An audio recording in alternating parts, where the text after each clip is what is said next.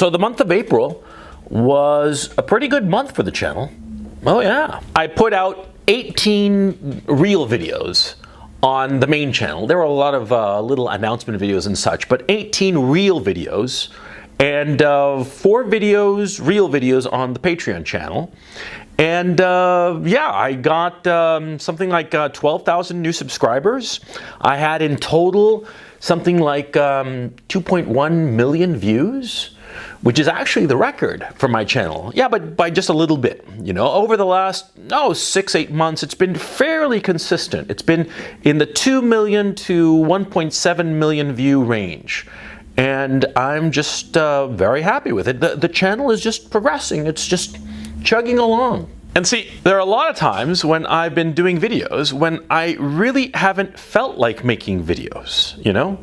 I mean, to tell you the truth, if I had to guess, I'd say roughly between a third and half of the videos, well, you know, I didn't really feel like making them.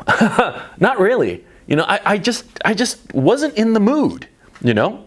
But I did them anyway. Because I had to, because I'd set a schedule. My schedule is Tuesdays, Thursdays, Saturdays, and Sundays, a new video.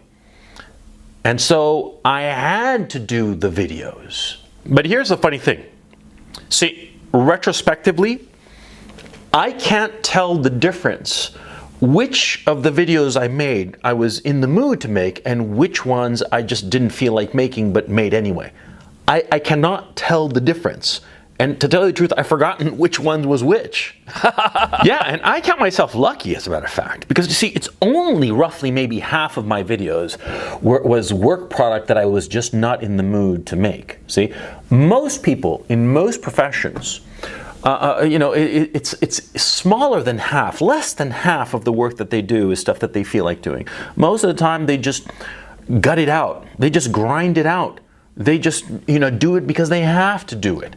I mean, I am frankly fucking blessed that the videos that I'm making are, you know, half of them at least, are videos that I enjoyed making, that I was in the mood to make. I really wanted to do them. But what's important is the ones that I wasn't in the mood to make. See, because that discipline, that's consistency. And it's the most important quality that you will have in your work life. See, a lot of guys think that, you know, you have to be fucking brilliant, that you have to reinvent the wheel, that you have to be just like a fucking genius or something to succeed at work. No, no, no. All you need is consistency. All you need is stick-with-itness to produce work, quality work, consistently, day after day, even when you're not in the mood for it. Especially when you're not in the mood for it. That's what separates, you know, the boys from the men, quite frankly. See, because the boys, the amateurs, frankly, the losers, they're all going to be like, oh, you know, I'm not in the mood, and I'll do it when I'm in the mood. Like whiny little fucking bitches. You see what I'm saying? See, but the professional, the man, the guy who understands that work, that life is not all fun and games. On the contrary, most of life pretty much sucks and is just struggle and work and tedium. Well, those guys who understand what life is about, they're just going to grind it out. They're just going to gut it out, and they're going to strive to maintain that consistency. God, I mean, I wish when I had been younger, somebody had told me how important consistency was, how important consistency is in order to succeed at life. Yeah, because, you know, all of life is consistency. Woody Allen said it best. He said 90% of life is showing up, right? What does showing up mean? It means being consistent, being there, being where you're supposed to be at the time that you're supposed to be, whether you feel like it or not. That's the important thing. And consistency, well, you know, immature children and talented people especially are the ones who lack consistency. See, in my own case, and this is a bitter regret of my life, I was very inconsistent when I was younger. In very crucial periods of my life, I was extraordinarily inconsistent. I would jump into things with great gusto, right? I just jump in with all the enthusiasm in the world, right? And because I was talented and pretty smart, I would, do some amazing work because my enthusiasm and my brains and my talent would just elevate the work product, right? And it was sometimes pretty extraordinary. And because of that, I was able to accomplish incredible feats at a very young age. But the problem was that when I was younger, I lacked consistency because everything came to me easily, so I didn't understand the concept of struggle, that most of life is struggle. Most of life is tedium. And those bits of happiness, they're rare and few and far between. But I didn't understand that because I was young and stupid and naive, and nobody had sat me down and told me this. And to tell you the truth, even if somebody had, even if the man I am today could go back and talk to the 22-year-old idiot that I used to be and sit him down and tell him what's what and tell him how important consistency was, sticking with things, doing it day after day, whether he wants to or not, I don't think that my 22-year-old self would have listened to my 51-year-old self. In point of fact, I probably think that my 22-year-old self would have said, oh, that old fart, what the fuck does he know? He doesn't know shit. I know better. He didn't. You don't. See? You think that you can skate by on brains and like sudden bursts of energy? No. See, life is a marathon. See? Life is a marathon. You ever run, like, say, a mile, 2 miles, 5 miles? I'm sure that you can sprint. I'm sure that you can sprint 100 yards, no problem. And maybe you can get a pretty good time at the 100 yards, right? But see, the issue is that in life, in success, you're not sprinting. In life, and to achieve real success, you're running a marathon. And you have to maintain a consistent pace. That's the most important thing. Now, I'm very proud of how the channel is doing because it's an object lesson in consistency. I'm consistently delivering quality content, whether I feel like it or not, 4 times a week, day after day, like I'm supposed to, on schedule, on time, right? It's a rare time that I miss out, right? And if I miss out, miss my schedule, miss my self-imposed deadline, I try to make it up. And if I miss it, it's usually because like something actually happened. It wasn't just because I didn't feel like it. Oh no. And when I don't make it, today, I feel bad about it, which is good. You want to feel bad about being inconsistent. You want to feel ashamed about it. Why? Because only by feeling bad about something, feeling ashamed, feeling that you failed, will you stick with it? Will you continue day after day, regardless of the tedium? See, that's the thing. It's tedium. Tedium is the killer. Tedium makes you want to just like, I'll put it off, I'll do it later. Okay, I'll do it later. It's just too tedious, or I can't resist, playing the video game, or I can't resist, going out with my buddies, or surfing the web, or just jacking off and not doing anything. I can't resist those temptations rather than be consistent with the work. That's what happens because work, to do quality work, is tedious. And that's a fact. To be nursing every tiny little detail in the work that you're doing and to get it just right and to elevate something from just being good enough to being exceptional, to being exemplary. It takes a lot of fucking discipline. I mean, you've been in a situation where you've written a paper for college, right? And you wrote it, half-assed, in 5 minutes before it was due, right? And you handed it in, and it was, it got maybe a gentleman's C or some shit like that, right? Because you're a smart kid and you can get away with it, right? But then later you looked at the paper, and you looked at it and reread it, and you're like, oh, if I tweaked it here and tweaked it there and just spent a little more time and just did the tedious work necessary, I would have elevated the C paper to a B, maybe an A paper, probably an A paper. Don't you feel miserable when you feel that regret? Doesn't it feel awful? That regretful feeling in the pit of your stomach?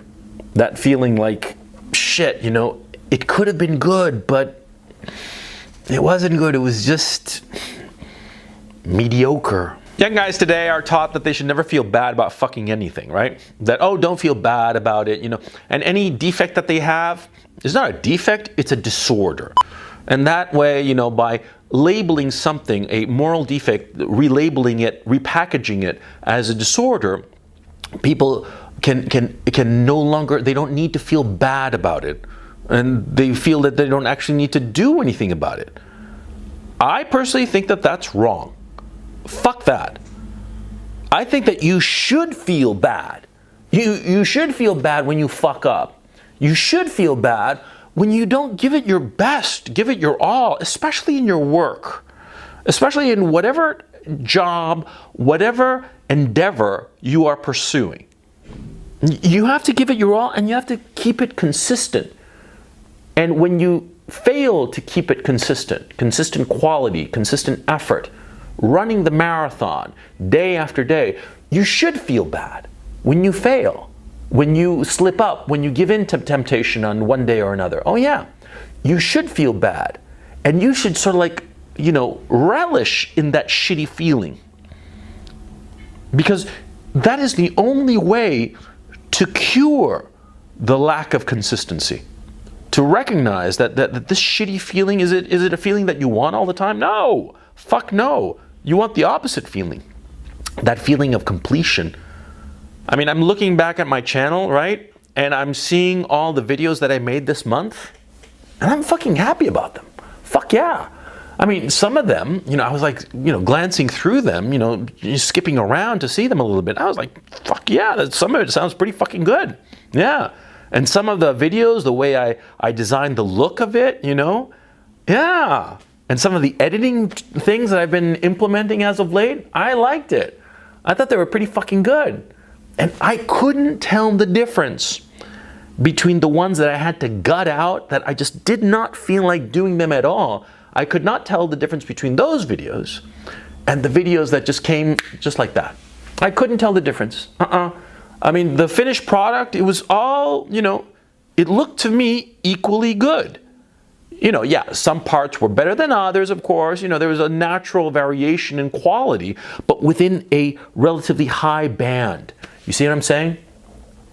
And that feeling, that satisfaction that my consistent work had given me, had brought me 2,110,000 page views in the month of April. That made me feel fucking great.